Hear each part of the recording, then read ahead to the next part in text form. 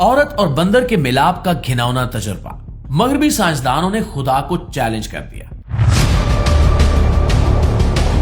پیارے ساتھیوں، یہ اس زمانے کی بات ہے جب سائنس آج جتنی ترقی یافتہ نہیں تھی، لیکن دنیا کی خفیہ لیبارٹریوں میں ایسے عجیب و غریب تجربات ہو رہے تھے جن کا سوچ کر بھی انسان کے رونگٹے کھڑے ہو جاتے ہیں۔ کہیں کیمیکل کے ذریعے سونا بنانے کی کوششیں جاری تھیں، کہیں انسان کی عمر بڑھانے کے طریقے تلاش کیے جا رہے تھے، اور کہیں پر ایسے فارمولے پر کام ہو رہا تھا جس سے انسان کو نیند اور بھوک کی ضرورت نہ رہے۔ اور انہی عجیب و غریب خواب دیکھنے والے سائنسدانوں میں ایک شخص ایسا بھی تھا جس کا مقصد سب سے زیادہ خطرناک تھا۔ وہ ایک ایسی مخلوق پیدا کرنا چاہتا تھا جس میں بندر جیسی تیزی، شیر جیسی طاقت اور عقاب جیسی تیز نظر ہو۔ اس کا خیال تھا کہ اگر ایسی مخلوق پیدا ہو جائے تو اس سے ایک ایسی فوج تیار کی جا سکتی ہے جو دنیا کی سب سے خوفناک فوج بن جائے گی۔ ایسی فوج جو جنگ کے میدان میں دشمن کو لمحوں میں شکست دے دے اور جس کے سامنے کوئی بھی کھڑا نہ ہو سکے۔ اس سائنسدان کا نام ڈاکٹر وکٹر ہیلمر تھا، جو 20ویں صدی کے آغاز میں فرانس سے تعلق رکھتا تھا۔ یہ عام سائنسدانوں کی طرح صرف کتابوں تک محدود نہیں تھا، بلکہ فطرت کے اصولوں کو چیلنج کرنے کا شوق رکھتا تھا۔ ایک دن اس نے سنا کہ گھوڑے اور گدھے کے ملاپ سے ایک نیا جانور پیدا ہوتا ہے جسے خچر کہا جاتا ہے۔ یہ اس کے ذہن میں ایک خطرناک خیال بن کر بیٹھ گیا۔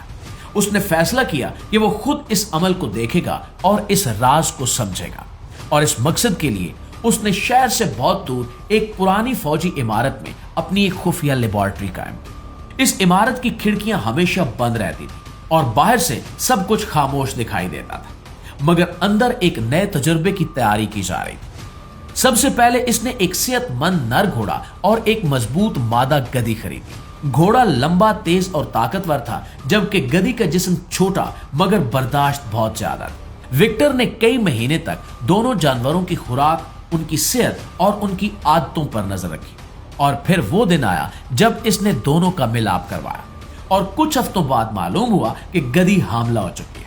یہ خبر وکٹر کے لیے بہت کامیابی تھی۔ 9 مہینے بعد ایک خچر پیدا ہوا، اور اس کا قد گھوڑے جیسا لیکن کان گدھے جیسے لمبے تھے۔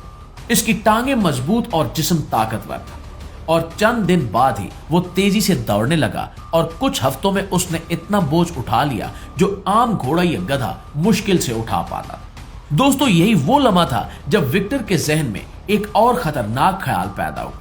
اس نے سوچا کہ اگر 2 مختلف جانور مل کر ایک نئی اور طاقتور نسل پیدا کر سکتے ہیں تو پھر انسان اور بندر کے ساتھ ایسا کیوں نہیں ہو سکتا۔ وکٹر جانتا تھا کہ انسان اور چمپینزی کے جین کافی حد تک ملتے جلتے ہیں، اس لیے اس نے فیصلہ کیا کہ وہ ایک خفیہ تجربہ کرے گا، مگر یورپ میں ایسا کرنا ممکن نہیں تھا۔ اس لیے اس نے افریقہ کا رخ کیا، جہاں گھنے جنگلوں کے درمیان ایک پرانی فوجی چھاؤنی کو اس نے اپنی نئی لیبارٹری میں بدل دیا۔ یہاں پر اس نے ایک طاقتور نر چمپینزی کا انتخاب کیا اور ایک غریب گاؤں سے ایک صحت مند نوجوان عورت کو دھوکے سے اپنے تجربے کا حصہ بنا لیا۔ اس نے عورت کو بتایا کہ وہ ایک طبی تحقیق کا حصہ بنے گی جس کے بدلے اسے اور اس کے گاؤں کو پیسے ملیں گے۔ مہینوں کی تیاری کے بعد عورت اور بندر کا ملاپ کروایا گیا، جس کے کچھ عرصے بعد عورت میں حمل کی علامات ظاہر ہونے لگی۔ دوستو، وکٹر کے لیے یہ حیران کن لمحہ تھا، مگر یہ حمل عام انسانوں جیسا نہیں تھا۔ ابتدائی نشو و نما میں بچے کی ہڈیاں لمبی اور مضبوط دکھائی دے رہی تھی اور چہرے کی بناوٹ بھی مختلف تھی، لیکن یہ حالت زیادہ دیر برقرار نہ رہ سکی۔ چوتھے مہینے میں عورت شدید بیمار ہو گئی اور ایک رات اچانک اس کا حمل ضائع ہو گیا۔ وکٹر نے اس مردہ جنین کا معائنہ کیا اور اس میں انسان اور بندر دونوں جیسی خصوصیات موجود تھیں۔ اور پیارے ساتھیوں، اس واقعے کے بعد وکٹر نے اپنے تمام ریکارڈ اور ثبوت ختم کر دیے۔